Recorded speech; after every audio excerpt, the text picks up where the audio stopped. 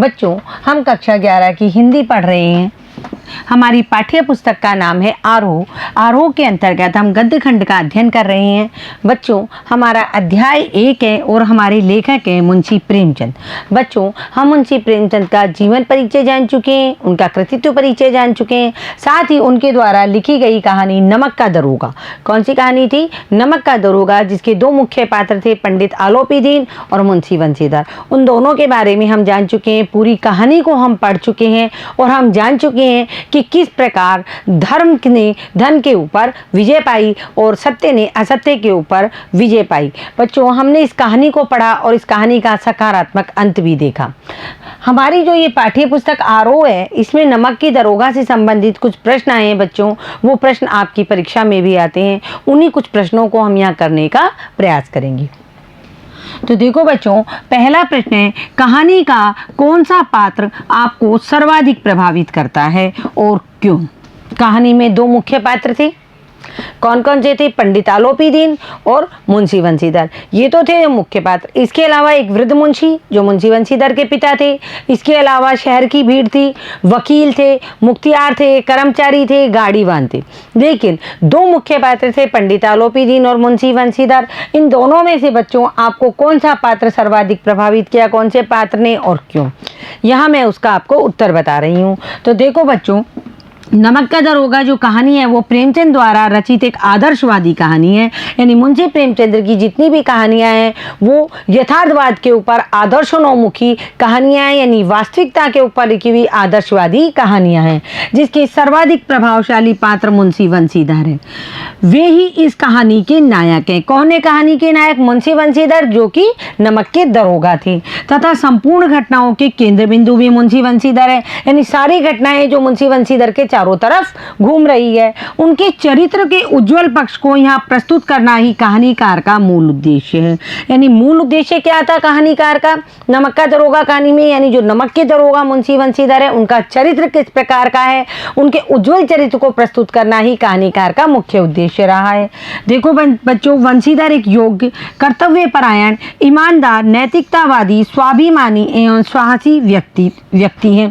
देखो, जो नमक के दरोगा हैं, यानी दरोगा का मतलब जो पुलिस के बड़े अफसर हैं, नमक महकमे में जिनको लगाया गया है, उनका नाम बंसीधर है। और वे एक योग्य व्यक्ति हैं, कर्तव्यपरायण है, यानी अपनी जो उनकी ड्यूटी है, जो उनका कर्तव्य है, उसको वो पूरी तरह निभा रहे हैं। ईमानदार है, नैतिकतावादी है, यानी नैतिकता पे चलने वाले हैं। स्वाभिमानी एवं साहसी व्यक्ति है। उनकी चारित्रिक दृढ़ता अनुकरणीय है।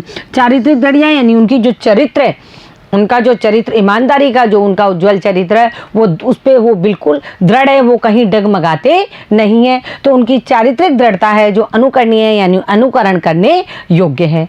आगे देखो बच्चों, प्रेमचंद जी ने उनके रूप में एक आदर्श पात्र की परिकल्पना की है। प्रेमचंद जी ने जो कहानी लिखी है उसमें मुंशी बंसीधर जो कि नमक के दरोगा है, उनको एक आदर्श पात्र बनाया है, यानी आदर्श पात्र की एक परिकल्पना की है, तथा कहानी के माध्यम से यह संदेश दिया है प्रेमचंद जी ने कि जो सत्य, न्याय, ईमानदारी एवं नैतिकता पर टिका रहता है, अंतिम विजय उसी की होती है। देखो बच्चों, सत्य है जो क्या है, परेशान जरूर होता है लेकिन हारता कभी भी नहीं है। यानी कि वही वाली बात मुंशी प्रेमचंद जी यहाँ कहना चाहते हैं कि सत्य, न्याय, ईमानदारी और नैतिकता, जो व्यक्ति इन पर टिका रहता है, अंतिम विजय उसी की होती है। चाहे वो शुरुआत में परेशान होएगा, लेकिन अंतिम विजय उसी की होगी। यानी सत्य कभी भी हारता नहीं है। उसी प्रकार मुंशी बंसीधर जब अपनी नैतिकता पर टिके रहे, अपनी न्याय ईमानदारी पर टिके रहे, तो अंत में विजय उन्हीं की हुई।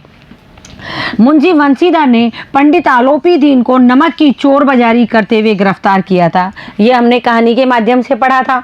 और जब पंडित आलोपी दीन ने उन्हें बड़ी रिश्वत देने का प्रयास किया तो वे डिगे नहीं। उन्होंने 40,000 तक की जो रिश्वत थी उसको भी लेने से मना कर दिया। कहा 40,000 क्या, मैं 40 लाख तक भी रिश्वत नहीं लूँगा। आलोपी दीन जो थे, पंडित आलोपी दीन अपने धन बल से अदालत से छूट गए। जब उन्होंने पंडित आलोपी दीन को गिरफ्तार कर लिया तो पंडित आलोपी अपने धन के बल से, यानी धन के गुमान पर, वो किससे छूट गए? अदालत से छूट गए। किंतु उनके हृदय पर बंसीधर की ईमानदारी की ऐसी छाप पड़ी कि उन्होंने बंसीधर को ऊंचे वेतन पर अपनी जमींदारी का मैनेजर नियुक्त कर दिया। देखो बच्चों, बंशीधर थे, उनकी जब जगहसाई हो रही थी तो उन्होंने अपने क्या किया, अपने धन के बल पर वो अदालत से तो छूट गए, लेकिन मानव का जो हृदय होता है वो सब चीज़ समझता है, मानव मस्तिष्क सब चीज़ जानता है कि कहाँ मैं गलत हूँ और कहाँ मैं सही हूँ, सामने वाला व्यक्ति कैसा है। यानी वो समझते हुए भी ना समझने का प्रयास करता है। लेकिन पंडित आलोपी दीन अच्छी तरह समझ गए कि मुंशी बंशीधर है, जो नमक के दरोगा हैं, वो बहुत ही ईमानदार व्यक्ति है और ऐसा ईमानदार व्यक्ति उन्होंने अपने जीवन में कभी भी नहीं देखा। और उनकी ईमानदारी की, यानी दरोगा की ईमानदारी की छाप पंडित आलोपी दीन के हृदय पर इस प्रकार पड़ी कि उन्होंने अपनी पूरी जमींदारी का मैनेजर उन्हें नियुक्त कर दिया। तो देखो बच्चों, इस प्रकार सत्य एवं ईमानदारी की विजय का उद्घोष करते हुए प्रेमचंद ने इस आदर्शवादी कहानी के रूप में इसे प्रस्तुत किया है। तो मुंशी प्रेमचंद ने किसकी विजय घोष की है? सत्य की और ईमानदारी की विजय घोष किया है उन्होंने इसका। और यही कारण है कि कहानी का पात्र मुंशी बंशीधर ही हमें सबसे अधिक प्रभावित करता है, क्योंकि मुंशी बंशीधर थे जो आदर्शवादी व्यक्तित्व के व्यक्ति थे। अगला प्रश्न देखो बच्चों, नमक का दरोगा कहानी में पंडित आलोपी दीन के व्यक्तित्व के कौन से दो पहलू उभर कर सामने आ रहे हैं? देखो बच्चों, पंडित आलोपी दीन थे जो आपने देखा शुरुआत में वो उनका क्या पक्ष था और बाद में वो किस तरह बदल गए। यानी जो मानव का हृदय होता है या मानव जो मनुष्य जो होता है उसके अंदर सारे गुण और अवगुण विद्यमान रहते हैं। उनको वो किस तरह काम में लेगा ये उसका दिमाग उसको बतलाता है कि किस विषय पर हमको या किस समय पर हमको क्या चीज़ काम में लेनी चाहिए। तो उसी प्रकार जो पंडित आलोपी दीन है उनके व्यक्तित्व में भी दो पक्ष थे। पहला पक्ष उनका था धन की शक्ति से परिचित होना, यानी पंडित आलोपी दीन बहुत अनुभवी व्यक्ति थे और उन्हें धन के बारे में पता था कि धन कुछ भी कर सकता है, यानी पैसे का बल सबसे ऊपर है। देखो, पंडित आलोपी दीन धन की ताकत से परिचित थे और जानते थे कि पैसे से वो सब कुछ प्राप्त किया जा सकता था। धन की जिस शक्ति को पंडित जी सबसे बड़ी ताकत मान रहे थे उसे धर्म ने पैरों तले कुचल दिया। यानी पंडित जी के अनुसार धन है जो इस दुनिया की सबसे बड़ी ताकत है, उन्हीं के अनुसार, पंडित आलोपी दीन के अनुसार। लेकिन धर्म कौन है? मुंशी बंशीधर, जिसको उन्होंने रिश्वत देने की पेशकश की, अपनी सामर्थ्य से ज़्यादा रिश्वत देने की पेशकश की, लेकिन धर्म ने धन को पैरों के तले कुचल दिया। बंशीधर ने रिश्वत लेने से मना कर दिया।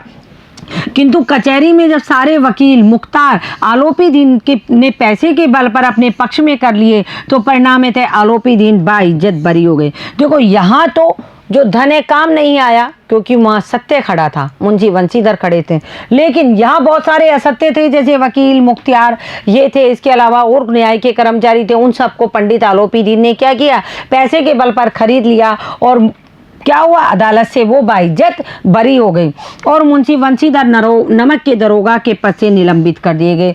यानी मुंशी बंशीधर का नमक के दरोगा के पद से निलंबित होना और पंडित आलोपी दीन का अदालत से बाइज्जत बरी होना, ये सब किसके बल पे हुआ? धन के बल पे हुआ। अब बच्चों आगे देखो, उनका दूसरा गुण क्या है? गुण ग्राहक। यानी वो धन के बल को तो पहचानते ही थे, लेकिन इसके अलावा वो व्यक्ति के व्यक्तित्व को पहचानते थे। यानी उनके अंदर ये गुण था कि ग्राहक से मतलब सामने वाले व्यक्ति के गुणों को पहचानना।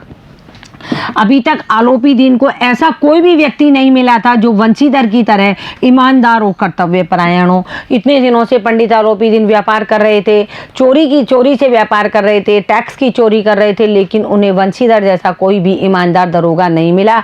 जो भी व्यक्ति उनको मिले वो केवल पैसे उनसे लेते गए और पैसे के बल पे पंडित आलोपी दीन बहुत प्रतिष्ठित व्यक्ति बन गए। अपने धन के बल पर, यानी पंडित आलोपी दीन अपने धन के बल पर चाहे जिसको खरीद सकते थे और मन के मुताबिक झुका लेते थे। उन्होंने न्याय के देवताओं को झुका लिया, पूरी अदालत को उन्होंने झुका दिया था, पर बंशीधर को वे नहीं झुका सके। उन्होंने अदालत में सारे अधिकारी कर्मचारियों को खरीद लिया और अदालत से बाइज्जत बरी हो गए, लेकिन पंडित मुंशी बंशीधर को वो नहीं झुका सके। उनकी अपनी विशाल संपत्ति की सुरक्षा के लिए उन्हें ऐसे ही दृढ़ चरित्र वाले व्यक्ति की आवश्यकता थी। यानी जो पंडित आलोपी जिनके पास विशाल संपत्ति थी, जो जायदाद थी, उसकी देखभाल करने के लिए उन्हें मुंशी बंशीधर जैसे दृढ़ चरित्र वाले व्यक्ति की ही आवश्यकता थी। एक सप्ताह बाद ही वे वंशीधर के घर आए और वंशीधर को अपनी जमींदारी का स्थायी मैनेजर नियुक्त करने का स्टाम्प लगा पत्र देते हुए कहा कि कृपया आप इस पद को स्वीकार कीजिए। देखो, ये उनकी गुणग्राहकी है कि ये वो वंशीधर को पहचान गए कि वंशीधर किस तरीके का व्यक्तित्व है, कि वो कभी भी बेईमानी यानी पैसा जब उनके सामने आएगा तो वो अपनी ईमानदारी से डिगने वाले नहीं है। वो बहुत कर्तव्यपरायण व्यक्ति है, सत्य व्यक्ति है, ईमानदार व्यक्ति है और दृढ़ चरित्र वाले व्यक्ति है। इसलिए पंडित आलोपी दीन उनकी जब मुंशी वंशीधर की नौकरी चली गई तो उसके एक सप्ताह बाद उनके घर आए और स्टाम्प लगा एक पत्र देते हुए उनसे कहा कि मैंने आपको अपना सारी जो स्थायी जायदाद है उसका मैनेजर नियुक्त कर दिया है, कृपया आप इस पर हस्ताक्षर कर दीजिए। देखो, और जो उन्होंने उसको अपनी जायदाद का मैनेजर नियुक्त किया उसमें उन्होंने क्या क्या सुविधाएं दी वो हम देखते हैं।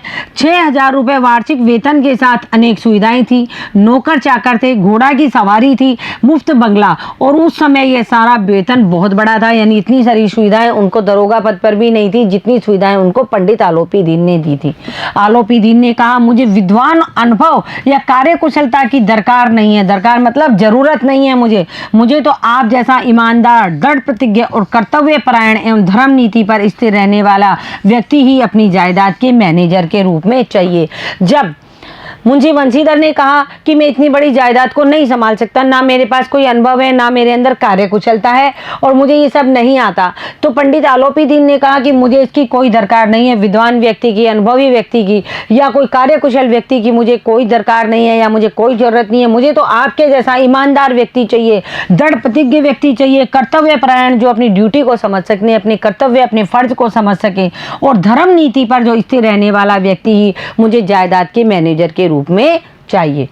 आगे देखो बच्चों, तीसरा प्रश्न है, कहानी के लगभग पात्र समाज को किसी न किसी सच्चाई को उजागर करते हैं। निम्नलिखित पात्रों के संदर्भ में पाठ में से उस अंश को उद्धृत करना है कि ये समाज की किस सच्चाई को उजागर करते हैं। यानी पाठ में जितने भी पात्र आए हैं वो समाज की कोई ना कोई सच्चाई को उजागर कर रहे हैं। तो हम यहाँ 3 पात्र आए हैं हमारे पास, वृद्ध मुंशी, वकील और शहर की भीड़। पहले हम इनके पाठ के अंश देखेंगे, फिर हम देखेंगे समाज की क्या सच्चाई है।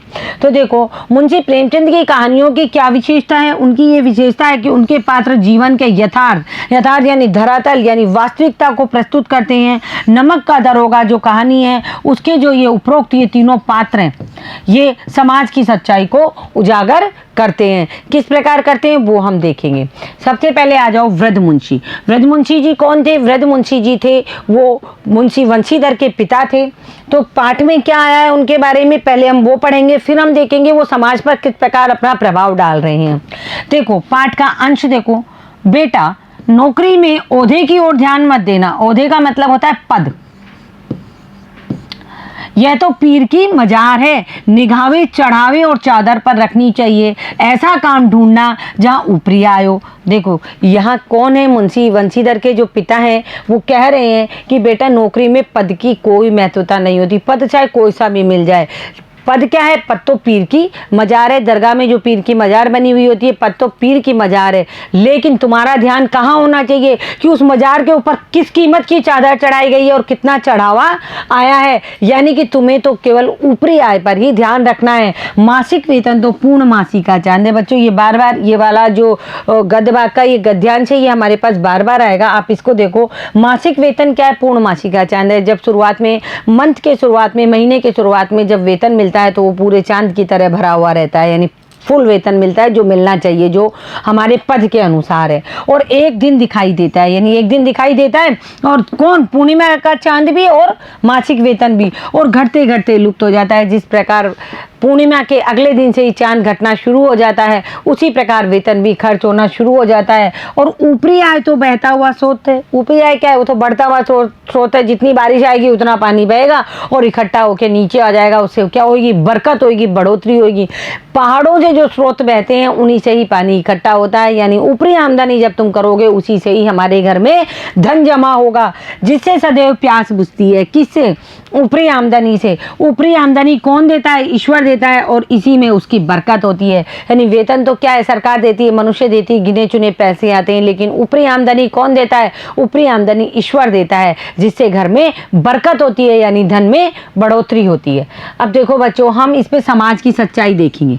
जो वृद्धमुंशी जी कह रहे हैं उसमें समाज में कितनी सच्चाई है। देखो, वृद्धमुंशी जी के माध्यम से कहानीकार ने समाज के उन अभिभावकों का स्वभाव उजागर किया है जो अपने पाल्यों यानी अपने पुत्रों को अच्छे संस्कार देने के स्थान पर धन कमाने के लिए अनैतिक आचरण, रिश्वत, भ्रष्टाचार करने के लिए प्रेरित करते हैं।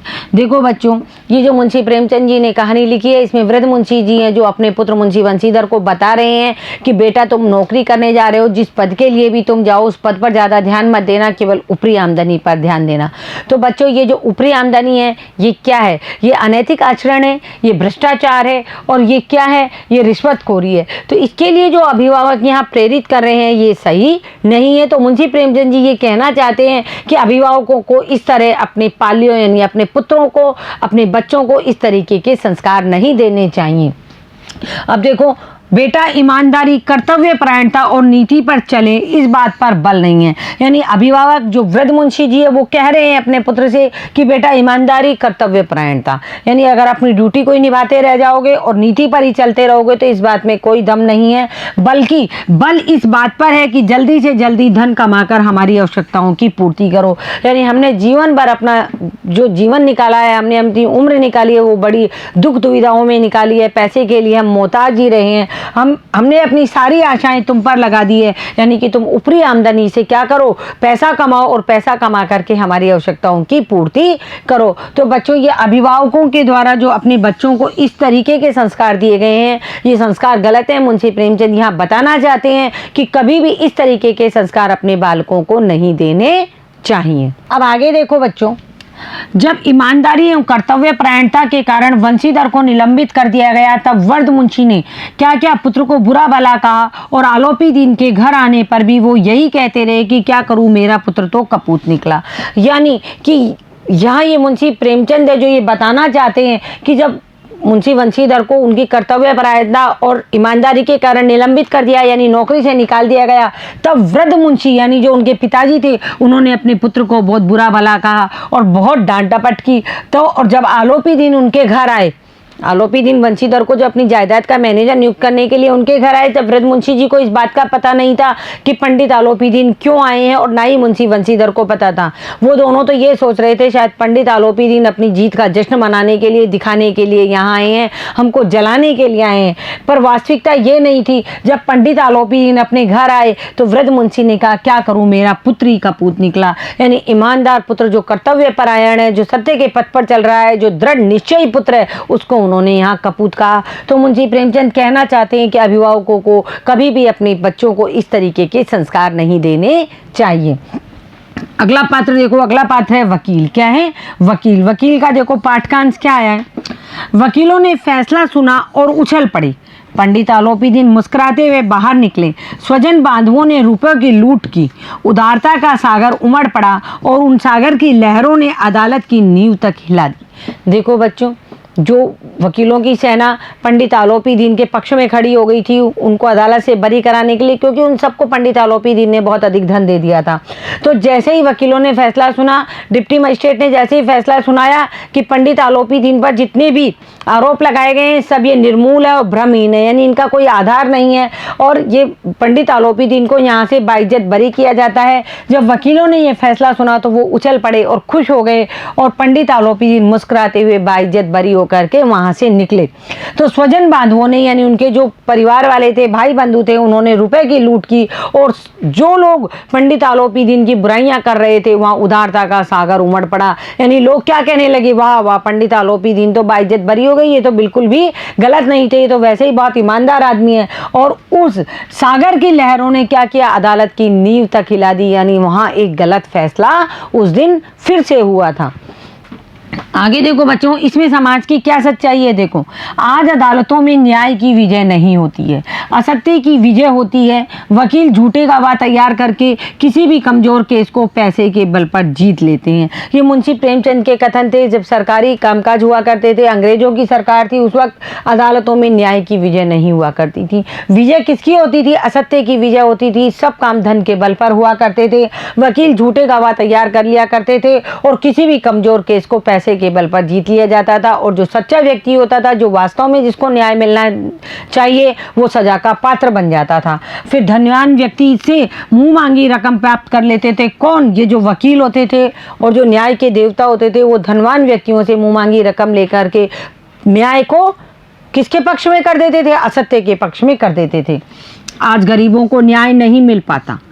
ईमानदार एवं कर्तव्यपरायण व्यक्ति न्याय के लिए तरसते रह जाते हैं, और बेईमान लोग धन के बल पर न्याय को अपने पक्ष में मोड़ लेते हैं। इसी सच्चाई को कहानीकार यहाँ उजागर कर रहा है कि किस प्रकार पंडित आलोपीदीन बेईमान होते हुए भी धन के बल पर बाइज्जत बरी हो जाते हैं, और मुंशी वंशीधर जो कि एक ईमानदार पुलिस के अफसर हैं और वो अपनी ईमानदारी और कर्तव्यपरायणता को दिखाते हैं, उसके बावजूद भी वो नौकरी से निकाल दिए जाते हैं। आगे देखो बच्चों, शहर की भीड़। पहले हम पाठ का सारांश देखेंगे। दुनिया सोती थी पर दुनिया की जीभ जागती थी। सवेरे देखिए तो बालक वृद्ध सबके मुंह से यही बात सुनाई देती थी। जिसे देखिए वही पंडित जी के इस व्यवहार पर टीका टिप्पणी कर रहा था, निंदा की बौछारें हो रही थी। अब देखो, जिस रात्रि में पंडित आलोपीदीन पकड़े गए थे चोरी से व्यापार करते हुए, उस वक्त सारी दुनिया सो रही थी, लेकिन दुनिया की जीभ जागती थी। यानी खबर है जो राई के बराबर खबर थी, और उड़ते उड़ते सवेरे तक पहाड़ के बराबर हो गई।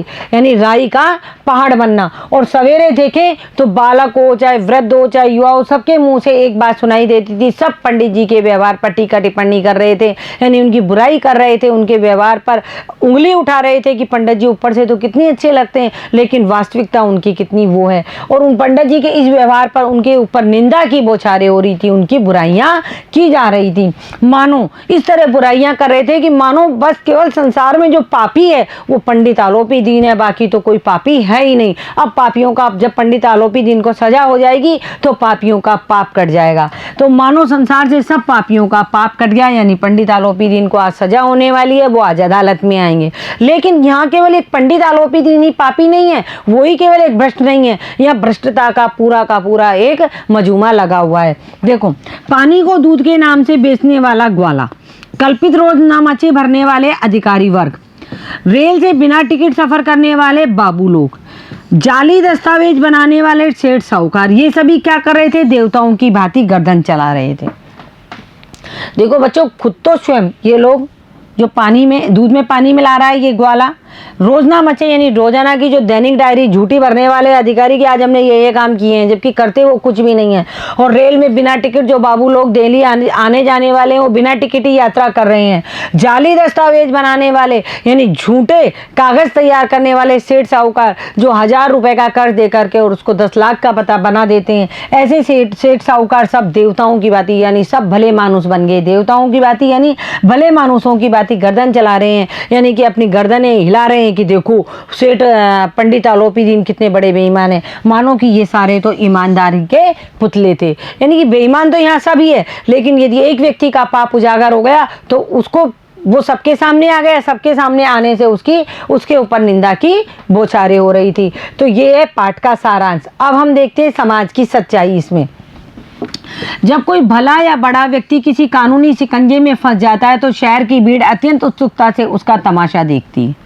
बिल्कुल सही है। यदि कोई बड़ा व्यक्ति, देखो बच्चों, अगर कोई सामान्य सा व्यक्ति है, यदि वो किसी भी केस में फंस जाता है तो लोगों का ध्यान उसकी तरफ नहीं जाता। लेकिन यदि कोई प्रतिष्ठित या सामान्य व्यक्ति जब क्या होता है कानूनी शिकंजे में फंस जाता है तो भीड़ अत्यंत उत्सुकता से, यानी लोग अपने सारे काम छोड़ के उसी के समाचार जानने की कोशिश करती रहती है कि उसके साथ अब क्या हुआ, अब क्या होने वाला है। और ऐसे लोग जो गले तक बेईमानी में फंसे हैं, अनैतिक आचरण करते हैं, वे भी टीका टिप्पणी करने से बाज नहीं आते हैं। यानी कि वो लोग जो लोग स्वयं भ्रष्ट है लेकिन वो अभी कानून के शिकंजे में नहीं फंसे हैं, वो उस व्यक्ति की बुराई कर रहे हैं जो कानून के शिकंजे में फंस चुका है। यानी बेईमान तो सारे हैं, जिसकी लाठी उसी की भैंस। यानी कि बेईमान तो यहाँ सारे बैठे हुए हैं, लेकिन जो कानून के शिकंजे में फंस गया उसकी सब लोग अब मिलकर के बुराइयां कर रहे हैं और स्वयं को बहुत भला मानुस मान रहे हैं। आलोपीदीन को हथकड़ी में अदालत ले जाते हुए जब शहर की भीड़ ने देखा तो लोग तरह तरह की बातें करने लगे। यानी उनके बारे में लोग तरह तरह की बातें करने लगे कि देखो पंडित जी ऊपर से कितने अच्छे दिखाई देते थे और ये कितने भ्रष्ट अफसर, कितने भ्रष्ट कौन है, सेठ है या प्रतिष्ठित व्यक्ति है। भले ही सब दैनिक जीवन में अनैतिक आचरण करते रहो, यानी अपने जीवन में हम क्या कर रहे हैं, अपने अंदर झांक के नहीं देख रहे हैं कि हम क्या कर रहे हैं। अभी तो हम एक मिल गई न्यूज क्या उसको फैलाने के लिए कि पंडित आलोपी दीन है जो सबसे बुरे व्यक्ति हैं। पर आज आलोपी दीन पर छींटाकशी करने का जो अवसर उन्हें मिला था उसका वे भरपूर लाभ उठा रहे थे। यानी किसी की बुराई करना, यानी किसी की निंदा करना या किसी के ऊपर छींटाकशी करना, उसका आज पूरी पब्लिक पूरा लाभ उठा रही थी। आगे देखो बच्चों, अगला प्रश्न है, निम्न पंक्तियों को ध्यान से पढ़िए। नौकरी में ओहदे की ओर ध्यान मत देना, यह तो पीर की मजार है, निगाहें चढ़ावे और चादर पर ही रखनी चाहिए। ऐसा काम ढूंढना जहाँ कुछ ऊपरी आए हो। देखो ये जो वाक्य, ये जो पंक्तियाँ आई हैं, ये बूढ़े मुंशी जी के द्वारा अपने पुत्र मुंशी वंशीधर को कही गई है जब वो क्या कर रहे थे, जब वो अपनी नौकरी के लिए जा रहे थे। मासिक वेतन तो पूर्णमासी का चांद है जो एक दिन दिखाई देता है और घटते घटते लुप्त हो जाता है। ऊपरी आय बढ़ता हुआ स्रोत है जिससे सदैव प्यास बुझती है। वेतन मनुष्य देता है और इसी से उसमें वृद्धि नहीं होती है। ऊपरी आमदनी ईश्वर देता है और इसी से उसकी बरकत होती है। तुम स्वयं विद्वान हो, मैं तुम्हें क्या समझाऊं। ये जो जितनी भी पंक्तियां हैं ये बूढ़े मुंशी जी द्वारा अपने पुत्र मुंशी वंशीधर को समझाई गई है जब मुंशी वंशीधर अपनी नौकरी के लिए जा रहे हैं। बूढ़े मुंशी जी ये कहना चाह रहे हैं कि भाई जो तुम्हारी जो वेतन है वो क्या है, वो तो मनुष्य तुमको देता है, वो तो तुम्हारा अधिकार है जो तुम लोगे, लेकिन ऊपरी आमदनी जो तुम करोगे, रिश्वत जो तुम लोगे, वो ईश्वर की देन है, बरकत उसी से होगी। मैं तुमको ज़्यादा क्या समझाऊँ, इससे ज़्यादा तुम खुद पढ़े लिखे और समझदार हो। बच्चों ये जो पंक्तियाँ हैं, इन पंक्तियों में से कुछ प्रश्न आए हैं, हम उन प्रश्नों के उत्तर यहाँ देखेंगे। पहला प्रश्न है, यह किसकी उक्ति है, यानी ये पंक्तियाँ किसने कही है। ये पंक्तियाँ या ये उक्ति मुंशी वंशीधर के पिता वृद्ध मुंशी जी की है, यानी वृद्ध मुंशी जी ने अपने पुत्र को ये सब बातें कही है। मासिक वेतन को पूर्णमासी का चांद क्यों कहा गया है। देखो बच्चों, जैसे पूर्णमासी का चांद पूरा होता है और फिर उसका घटना प्रारंभ हो जाता है। आज पूर्णमासी है, पूरा चांद दिखाई देगा, लेकिन कल से वो धीरे धीरे घटना शुरू हो जाएगा और अमावस्या आते आते वह पूरी तरह लुप्त हो जाता है। उसी प्रकार क्या होता है, मासिक वेतन एक बार पूरा मिलता है और उसमें से जब प्रतिदिन खर्च होता रहता है जिससे वह घटता जाता है और एक दिन पूरा खर्च हो जाता है, इसलिए मासिक वेतन को पूर्णमासी का चांद कहा गया है। यानी वेतन मिला, धीरे धीरे खर्चे तो होते ही हैं और वो खर्चे होते होते वो समाप्त हो जाता है वेतन, तो इसलिए जो वेतन है उसको क्या कहा गया है, पूर्णमासी का चांद। तीसरा प्रश्न है हमारा बच्चों, क्या आप एक पिता के इस वक्तव्य से सहमत हैं। जो पंक्तियां हमने पढ़ी है, क्या आप उससे सहमत हैं कि एक पिता या एक अभिभावक को अपने बच्चों को इस तरीके के संस्कार देने चाहिए या इस तरीके की सलाह देनी चाहिए। देखो बच्चों, नहीं, मैं इस कथन से सहमत नहीं हूँ। एक पिता यदि अपने पुत्र को रिश्वत लेने के लिए कहे तो यह किसी भी प्रकार से उचित नहीं है, यह बहुत ही अनुचित है। पिता का क्या कर्तव्य है, पिता का कर्तव्य है वह अपने पुत्र को अच्छे संस्कार दे, ना कि रिश्वत लेने के लिए उसे प्रेरित करे। यानी अभिभावकों का ये कर्तव्य बनता है कि वो अपने बच्चों में अच्छे संस्कार डालें ताकि बच्चे भी उन्नति करें और बच्चों के साथ साथ देश भी उन्नति और प्रगति करें। अगला प्रश्न देखो बच्चों, नमक का दरोगा कहानी के कोई दो अन्य शीर्षक बताते हुए उसके आधार को भी स्पष्ट कीजिए। यानी नमक का दरोगा जो कहानी है ये मुंशी प्रेमचंद ने शीर्षक दिया है इसको, नमक का दरोगा। तो इसके दो अन्य शीर्षक भी हो सकते हैं जो हम अपने आप से देंगे बच्चों। ये शीर्षक मैंने दिए हैं, आप अपनी तरफ से भी कोई अच्छे से दो शीर्षक इनको, इस कहानी को दे सकते हो। जैसे पहला है सत्यमेव जयते और दूसरा है ईमानदारी का फल। सत्यमेव जयते किस लिए दिया गया है वो हम यहाँ देखेंगे। देखो बच्चों, नमक का दरोगा प्रेमचंद की एक आदर्शवादी कहानी है जिसमें क्या बताया गया है कि जो ईमानदारी, नैतिकता, धर्म एवं सत्य पर दृढ़ रहते हैं अंतिम विजय उन्हीं की होती है। यानी कि मुंशी वंशीधर थे जो अपनी ईमानदारी, नैतिकता, धर्म और सत्य पर दृढ़ रहे। नौकरी जब उनकी चली गई तो वह पुनः अपने घर आ गए। वो पंडित आलोपी दीन के पास नहीं गए या अपने अधिकारियों के पास नहीं गए। जब उन्हें निलंबित होने का आदेश मिला तो वो सीधा अपने घर की तरफ आ गए। तो देखो बच्चों, मुंशी वंशीधर ने क्या किया था, पंडित आलोपी दीन की रिश्वत ठुकरा दी थी और अपनी ईमानदारी का परिचय दिया।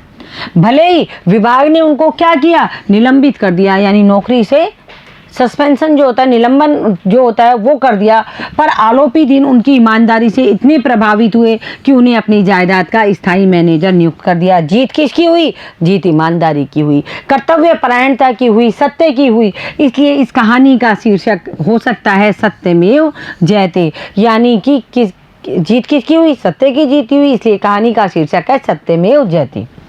शीर्षक कहानी की जान होता है। शीर्षक क्या होता है? शीर्षक जो होता है उसी से कहानी के बारे में हमको पता चलता है कि कहानी क्या है और कहानी में क्या बताया गया है, क्योंकि शीर्षक देखकर ही लोग कहानी की विषय वस्तु का अनुमान करके उसे पढ़ना प्रारंभ करते हैं। जब हम शीर्षक देखते हैं तभी हमको कहानी का अनुमान हो जाता है कि कहानी में क्या लिखा हुआ है, और उसी के अनुसार लोग अपने रुचि के अनुसार उस कहानी को पढ़ना शुरू करते हैं।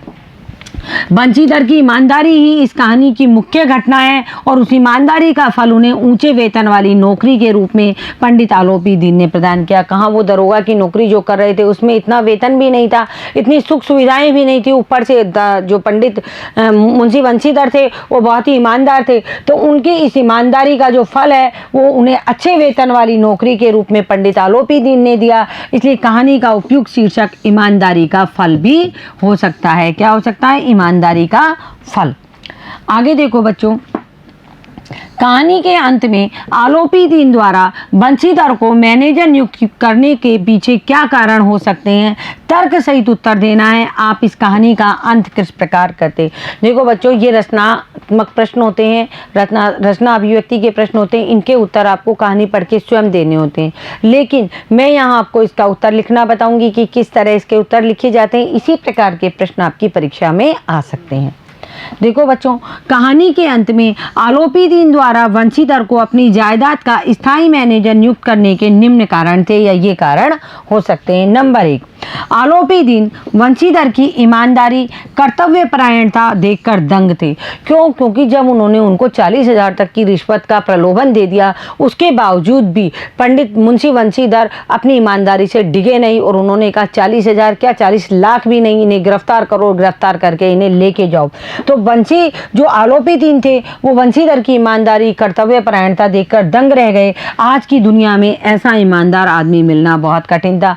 40,000 अगर रुपए उस वक्त उनको मिलते मुंशी बंशीधर को, तो उनकी तो जीवन ही बहुत अच्छा हो जाता, लेकिन उन्होंने वो रिश्वत को नहीं ली, और क्या हुआ? अपनी ईमानदारी पर डिगे रहे, यानी कि अपनी ईमानदारी पर टिके रहे, और टिके रहने की वजह से उनको क्या हुआ? ईमानदारी का अच्छा फल भी प्राप्त हुआ। आलोपी दीन कैसे व्यक्ति थे? अनुभवी व्यक्ति थे। जो व्यक्ति 40,000 की रिश्वत ठुकरा सकता है वह कितना ईमानदार एवं कर्तव्य परायण होगा। ऐसा विश्वासपात्र व्यक्ति उन्हें फिर नहीं कहाँ मिल सकता था। यानी पंडित आलोपी दीन थे, वो बहुत ही अनुभवी व्यक्ति थे। उन्होंने जब देखा कि इतना ईमानदार व्यक्ति दरोगा के पद पर रहते हुए भी इतनी ईमानदारी दिखा रहा है, या इतना ईमानदार व्यक्ति है, इतना कर्तव्य परायण व्यक्ति है, मुझे आज से आज तक ऐसा व्यक्ति नहीं मिला, तो मुझे मुंशी बंशीधर से ज़्यादा ईमानदार व्यक्ति अब कहीं नहीं मिलेगा। इसलिए उन्होंने बंशीधर को अपनी जायदाद का स्थायी मैनेजर नियुक्त कर दिया। ये बच्चे अपन कारण जान रहे हैं इन चीज़ों का कि पंडित आलोपी दीन ने मुंशी बंशीधर को स्थायी मैनेजर क्यों नियुक्त किया। आगे देखो बच्चों, आलोपी दीन बहुत बड़े जमींदार थे। उनके पास अनुचित उपायों से अर्जित यानी इकट्ठा किया हुआ ढेरों धन भी था, लेकिन इस सारे वैभव की सुरक्षा और सुप्रबंध के लिए मुंशी बंशीधर जैसे विश्वासपात्र कर्मचारी की आवश्यकता थी। वैसा व्यक्ति मिलना आज के समाज में बहुत कठिन था। देखो, पंडित आलोपी दीन क्या थे? बहुत अनुभवी और प्रतिष्ठित व्यक्ति थे, और उन्होंने बहुत सारे अनुचित कार्य करके बहुत धन इकट्ठा कर लिया, लेकिन उस धन को कोई संभालने वाला भी तो होना चाहिए। इसलिए उस धन, इस सारे वैभव की सुरक्षा और सुप्रबंध के लिए उन्हें बहुत ईमानदार, कर्तव्य परायण और दृढ़ निश्चय वाला व्यक्ति चाहिए था। और ये सारे गुण किसमें थे? ये सारे गुण मुंशी बंशीधर में थे, और जिसकी पंडित आलोपी दीन को सख्त आवश्यकता थी। और ऐसा व्यक्ति आज के समाज में मिलना बहुत कठिन था। इसलिए क्या किया? पंडित आलोपी दीन ने एक परखे हुए व्यक्ति की, यानी बंशीधर को सबसे उपयुक्त पात्र माना, और बंशीधर को मैनेजर बना करके पंडित आलोपी दीन का स्वार्थ तो सिद्ध हो गया और पाप का प्रायश्चित भी हो गया। पाप का प्रायश्चित मतलब उन्होंने पाप किया, एक तो रिश्वत देने का पाप किया, दूसरा अदालत में उन्होंने कर्मचारी अधिकारियों को पैसे दे के बरी हो गए, ये पाप किया, तीसरा उनकी वजह से एक जवान युवक की नौकरी चली गई, जिसका परिवार उस नौकरी के पीछे पल रहा था, यानी बंशीधर दरोगा की नौकरी चली गई। उस नौकरी को भी उन्होंने वापस से अपने पास बंशीधर को रख करके अपने पाप का प्रायश्चित किया। अब कहानी का अंत देखो बच्चों, कहानी का अंत है जो हमारे अनुसार या मेरे अनुसार कहानी का अंत सर्वथा उचित है। मुंशी प्रेमचंद ने जो कहानी का अंत किया है बच्चों, वो सकारात्मक अंत है। चाहते तो मुंशी प्रेमचंद इस कहानी को यही खत्म कर देते कि पंडित आलोपीदीन कहाँ चले गए, अदालत में या हिरासत में चले गए, और मुंशी बंशीधर ईमानदारी के पद पर अपनी नौकरी आगे करते रहे। लेकिन यहाँ ये कहानी का एक सकारात्मक अंत नहीं होता, और जो पाठक है, जो पढ़ने वाले हैं, उन्हें इसमें कोई रुचि नहीं आती। लेकिन मुंशी प्रेमचंद ने कहानी का अंत बहुत सकारात्मक किया, यानी पंडित आलोपीदीन को अपने पाप का प्रायश्चित कराया, उनका हृदय परिवर्तन कराया, और अंत में धन के ऊपर धर्म की विजय दिखाई, यानी पंडित आलोपीदीन का जितना भी धन था उसके ऊपर धर्म रूपी वंशीधर की यहाँ विजय दिखलाई। तो कहानीकार का जो उद्देश्य है वो धन पर धर्म की, अन्याय पर न्याय की, और बेईमानी पर ईमानदारी की विजय दिखाना है। कहानी का अंत इन सारे उद्देश्यों को पूरा करता है। ये जितने भी उद्देश्य हैं कि धन की धर्म पर, अन्याय पर न्याय, और बेईमानी पर ईमानदारी की विजय, इन सारे उद्देश्यों की जो कहानी का अंत है वो पूरी करता है। अंत में कहानी का अंत इसी रूप में मैं करना चाहूँगा। अतः कहानी का जो अंत है वो जो हुआ है यहाँ पर अभी, वो बहुत सकारात्मक और आदर्शवादी है। तो मैं कहानी का अंत यहाँ इसी रूप में करना चाहता हूँ या चाहती हूँ। तो बच्चों, आज आपने नमक का दरोगा जो कहानी थी उसके जो प्रश्न उत्तर हमारी पाठ्य पुस्तक आरोह में आए, उसको हमने उत्तर के साथ में समझा। बच्चों, अब आप इन प्रश्नों और उत्तरों को लिखने का प्रयास कीजिए और इन्हें पढ़ने का और याद करने का भी प्रयास कीजिए। धन्यवाद बच्चों।